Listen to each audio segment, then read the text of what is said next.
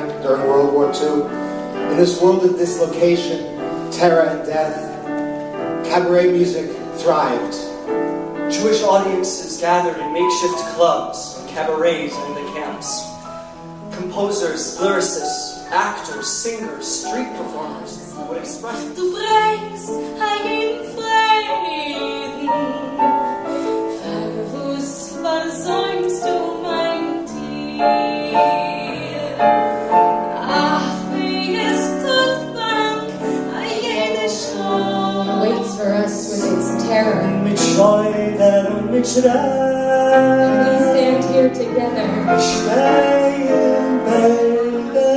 in this awful time.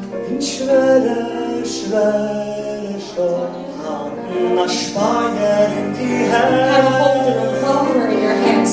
Denkst du, wie hat dich gelernt?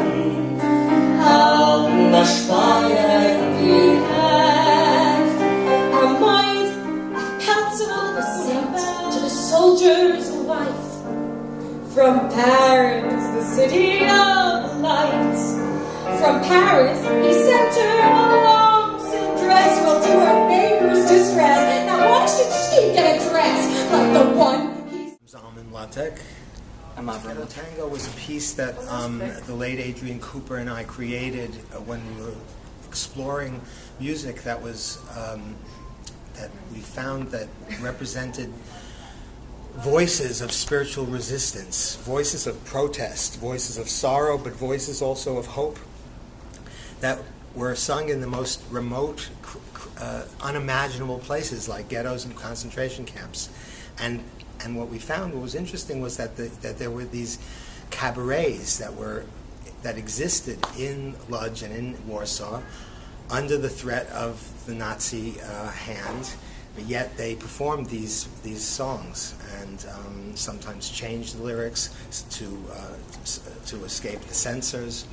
And today's version is kind of historic in that we have two young people who are close to the ages of the people who wrote these songs. The people who wrote these songs and who were murdered were in their 20s and late 20s, early 30s, and that's what we're talking about here. We're talking about, we're hearing the music portrayed by these wonderful artists. I speak Yiddish. I grew up speaking Yiddish with my father. And I grew up actually, I remember seeing Getto Tango performed with Adrian, singing, and my father, and these were songs that actually our family would sing growing up at different occasions. I remember singing them at Holocaust commemorations and Warsaw Ghetto Uprising memorials. So to now be a part of this new transmission with Daniela and my father is very special. Daniela Rabbani. And you're very young. How do you feel singing these songs?